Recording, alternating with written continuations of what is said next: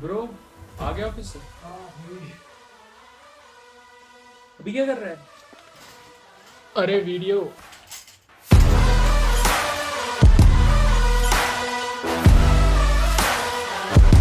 कल एक मैसेज आया, मैसेज में लिखा था कि भैया मेरा एनसेट क्लियर हो गया।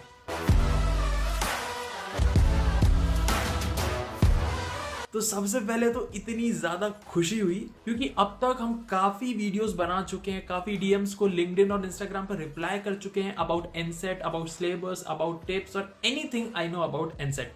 बट जब ये मैसेज आता है ना कि भैया आपकी वजह से मेरा एनसेट हो गया, तो यार खुशी का ठिकाना नहीं रहता। तो हमने सोचा कि क्यों ना सीधी बात की जाए और जो भी तुम्हारे मन में सवाल है ना, जो भी मुझे कमेंट सेक्शन में एनसेट के रिलेटेड सवाल पूछे जाते हैं, जो अपडेटेड सिलेबस है, जो नए टाइप के क्वेश्चंस आ रहे हैं, जो नया पेपर पैटर्न है, जो नया टाइप का इंटरव्यू हो रहा है, सारे सवाल पूछ डाले। और सबसे जरूरी चीज, हर बार की तरह इस बार भी एक सरप्राइज है और सरप्राइज के लिए कमेंट कर सकते हो RES। अब ये RES मतलब क्या होता है ये वीडियो के बीच में कहीं पता चल जाएगा। तो लेट्स गो। ये एनसेट का सिलेबस क्या था?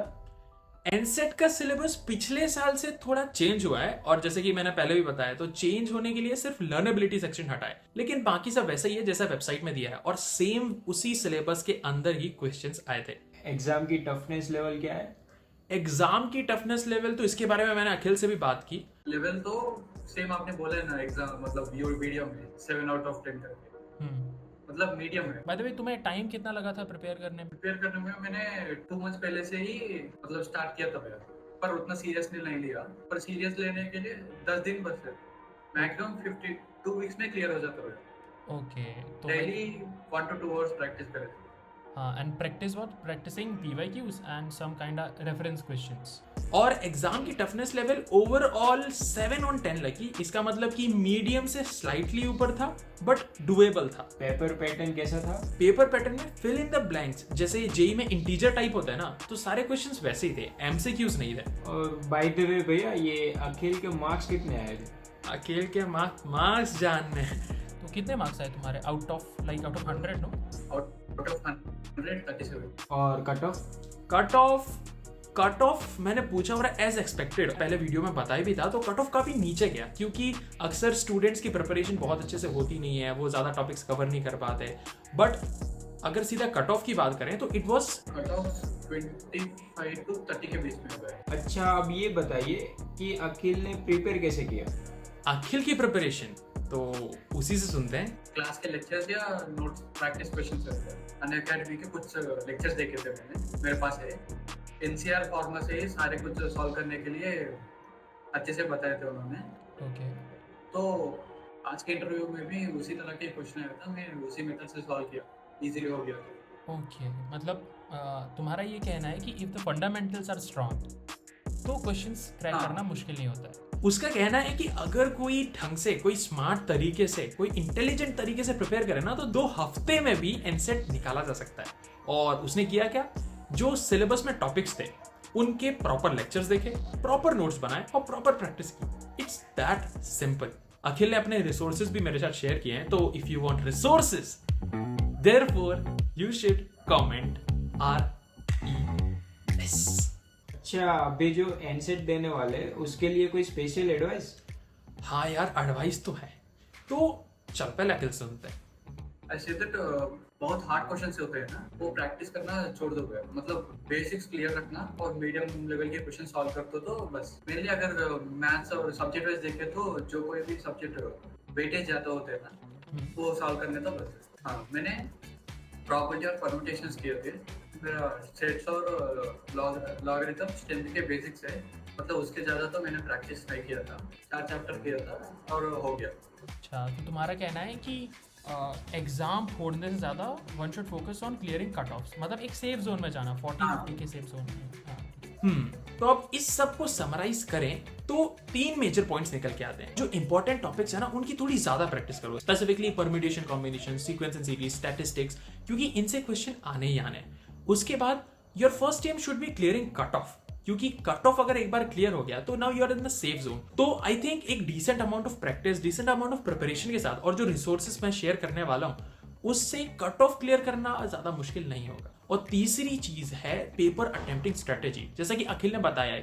और पेपर अटेम्प्ट करने के भी पहले 1 आवर तो पूरा एक बार पेपर देखना। जस्ट जो कुछ भी आपको हमें प्रैक्टिस तो करे होंगे ना, जो कुछ भी हमने प्रैक्टिस किया था उन्हें पहले शॉर्टली मतलब इजी क्वेश्चंस तो पता चल जाते हैं ना, वो सॉल्व करते जाना है। मैंने तो इस तरह से किया। नेक्स्ट 1 आवर होने के बाद हाफ एन आवर होता है ना, पहले हाफ एन आवर मैथ्स या लॉजिकल रीजनिंग के क्वेश्चंस, जो क्वेश्चन नहीं हुए उसके ऊपर लगाना है। Next half an hour logical. तो पहले 1 आवर हमने सॉल्व कर दिया ना, तो हमें एक डिसेंट इनफ मार्क्स तो मिल जाता है ना। तो उसके बाद हमने अगर 5 से 6 एक सब्जेक्ट में सॉल्व हो गए तो एक डिसेंट लेवल पे हो जाता है ना। तो एक और घंटे में 5 से 6 अगर सॉल्व हो गए तो क्वालिफाई हो जाता है। मतलब स्टार्टिंग में इजी सॉल्व करके 1 घंटे के लिए पूरा टोटल पेपर सॉल्व करना। उसके बाद मीडियम तो मतलब जो क्वेश्चन नहीं हुए उसके ऊपर टाइम स्पेंड कर सकते हैं। अरे भैया, इंटरव्यू के बारे में कुछ बताया? सुना है एआई वाला था।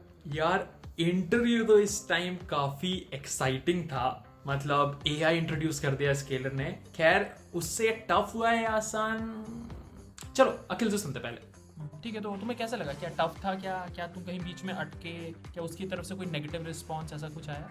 हाँ ना, अच्छा, स्मूथ वो रहा। क्वेश्चन सेम उसी तरह के क्वेश्चन एक एग्जाम में भी आया था, मैंने उसे अटेम्प्ट भी करा। और क्वेश्चन किस टाइप के? क्वेश्चंस अगर बताया जाए तो जैसा अखिल ने बताया, इस इंटरव्यू का फॉर्मेट है कि स्टार्टिंग में उन्होंने अपनी इंट्रोडक्शन देने के लिए पूछे थे एआई वाले में। ओके। आई थिंक सारे लोगों को वही पूछे थे। उसके बाद what are your achievements and what is your dream. मुझे तो व्हाट इज योर ड्रीम करके पूछे थे। मैंने something tech side entrepreneur something बोला था मैंने। तो उसके बाद टेक में कोई और डीप में क्या कौन से टॉपिक्स मतलब वो होते हैं ना, मैंने मतलब एआई एएमएल वेब डेवलपमेंट उस तरह से पूछे थे। ओके। मतलब स्टार्टिंग में पूरा का पूरा सिर्फ ड्रीम्स एंड एस्पिरेशंस होते हैं ना। ये वाले में तो स्केलर के बारे में कुछ नहीं पूछा। मतलब why do you want to join SST, इस तरह के क्वेश्चन नहीं पूछे थे। उसके बाद मतलब ये आई थिंक मैक्सिमम 5 मिनट के लिए गया था। उसके बाद एक क्वेश्चन पूछे थे बस, मैथ्स के एक क्वेश्चन पूछे। मैथ्स का एक क्वेश्चन? हाँ। क्या क्वेश्चन था वैसे? डिक्शनरी में इनका नंबर रैंक कितना होगा करके क्वेश्चन होते हैं ना, परमुटेशन कॉम्बिनेशंस के टाइप है। ओके। मुझे तो उस तरह के क्वेश्चंस पूछे थे। एक क्वेश्चन है ना, एक स्टेप हमें रफ बुक में लिखना है। एक स्टेप आने के बाद उसे माइक ऑन करके बोलना है। अगर करेक्ट है तो करेक्ट बताएगा, नहीं तो रॉन्ग। अगर हमें कुछ भी आंसर के अप्रोच नहीं मालूम तो हिंट भी देते हो। मतलब इस इंटरव्यू के लिए इंटरव्यू, हाँ, प्रिपरेशन। क्वेश्चन मैथ्स के लिए तो मैंने कुछ भी प्रिपेयर नहीं किया हुआ। सिर्फ परमुटेशन और कॉम्बिनेशन और प्रोबेबिलिटी के मेरे पास कुछ नोट्स है। ओके। कुछ लेक्चर सुन के वो एक बार देख लिया, मतलब किस प्रॉब्लम को किस तरह से सॉल्व करे करके। और मैंने यूट्यूब से कुछ क्वेश्चंस कलेक्ट किए थे मैंने ड्रीम्स एंड एस्पिरेशन राउंड्स के लिए। ओके। एक बार उस क्वेश्चंस को किस तरह से आंसर करने के लिए एक बार सोचा था बस। अच्छा, तो तुमने मेथड सीखा कि कैसे हम इसको आंसर कर सकते हैं या ज़्यादा एक्सप्लेन कर सकते हैं, ज़्यादा अच्छे से स्टेप्स सीख सकते हैं। अगर एडवाइस तो मैं ये कहना चाहता हूँ कि मैथ्स में आंसर के अलावा पहले अप्रोच के बारे में सीखना जरूरी है। तो इस हिसाब से एआई इंटरव्यू सबसे पहली बात काफी लंबा तो नहीं है, 10 मिनट के अंदर खत्म हो जाता है और इसमें क्वेश्चंस बहुत ज्यादा नहीं पूछे जाते हैं। तो I think it's comparatively easier. हाँ, but just to mention, I guess ये फाइनल इंटरव्यू तो नहीं होने वाला एडमिशन का। शायद एडमिशन के टाइम पे एक इंटरव्यू और हो, dreams and aspiration, your vision, your goals. तो इस टाइप के कुछ क्वेश्चंस आ सकते हैं। बट अगर एकेडमिक्स पर फोकस करें तो मैथमेटिक्स से कुछ क्वेश्चंस आ सकते हैं। और स्पेसिफिकली जैसा अखिल के केस में हुआ तो क्वेश्चंस रिपीट भी हो सकते हैं। मतलब जो एनसेट में आया तो चांसेस हैं कि शायद वो तुम्हारे इंटरव्यू में रिपीट हो जाए। बट उसके लिए तुम्हें क्वेश्चन की अप्रोच आना बहुत जरूरी है। सिर्फ आंसर निकाल लेने से इंटरव्यू क्लियर नहीं होगा, क्योंकि इसमें तुम्हें स्टेप बाय स्टेप आंसर बताना पड़ेगा, step by step answer check कराना पड़ेगा, तब वो एआई बॉट बताएगा कि योर आंसर इज करेक्ट और नॉट। हाँ, बाय द वे, तुम उस बॉट से हिंट मांग सकते हो। अगर कहीं फंसते हो तो हिंट मांग सकते हो, ठीक है? अच्छा वाला बॉट है, सारे एआई बुरे नहीं होते। तो इंटरव्यू के लिए कोई टिप्स? इंटरव्यू के लिए टिप्स तो यही रहेंगे कि यार कॉन्फिडेंट रहो, क्लियर रहो, क्योंकि वो इंसान नहीं है, वो भावना ही नहीं समझेगा, वो वर्ड समझेगा। तो साफ साफ बोलना, अपने स्टेप्स को क्लियरली दिखाना, ये बहुत जरूरी है। अच्छा भैया, कोई रिसोर्सेज मिल जाते तो?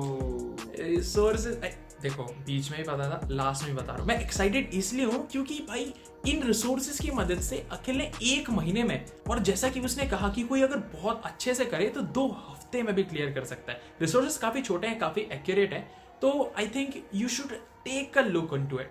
और उसके लिए क्या करना है वो तो तुम्हें पता चले गया होगा। Tin tin tin. अच्छा, जाने से पहले एक और चीज, आई थिंक जो फाइनल इंटरव्यू होगा, अगर वो होगा तो उसमें ना तुम्हारे टेक्निकल एक्सपीरियंस इस सब के बारे में काफी पूछा जाएगा। तो इसके लिए तुम्हारे प्रोजेक्ट्स होना थोड़ा अच्छी बात होती है, क्योंकि उससे तुम्हारे स्कॉलरशिप के चांसेस भी बढ़ जाते हैं। और प्रोजेक्ट बनाने के लिए आई गेस वेब डेव एक तरीका होता है, और दूसरा प्रोग्रामिंग प्रोजेक्ट बनाने के लिए पाइथन को यूज कर सकते हो सकता है तुमने 11th-12th में पाइथन पढ़ी हो, and it is comparatively one of the easiest language. तो इनकेस अगर तुम्हें पाइथन नहीं आता है या तुम्हें पाइथन के कुछ बेसिक्स सीखने हैं, तो मेरा एक दोस्त एक छोटा सा बूट कैंप लॉन्च कर रहा है जिसमें GSOC क्रैक करने वाले लोग तुम्हें पर्सनली मेंटर करेंगे। और ये कोर्स भी ज्यादा बड़ा नहीं है, सिर्फ 15 दिन का है। और सबसे जरूरी चीज, ये कोई इंटीग्रेशन नहीं है, मैंने खुद कोर्स के बारे में बात की और मुझे थोड़ा जेन्युइन लगा, और दोस्त ने भी बोला कि इफ यू कैन हेल्प तो I think you should check it out, और इसकी लिंक डिस्क्रिप्शन में। तो फिर दैट वाज इट। फटाफट जाओ, पढ़ाई करो, रिसोर्सेस यूज करो, और एनसेट क्रैक करने के बाद मिलते हैं जूनियर्स।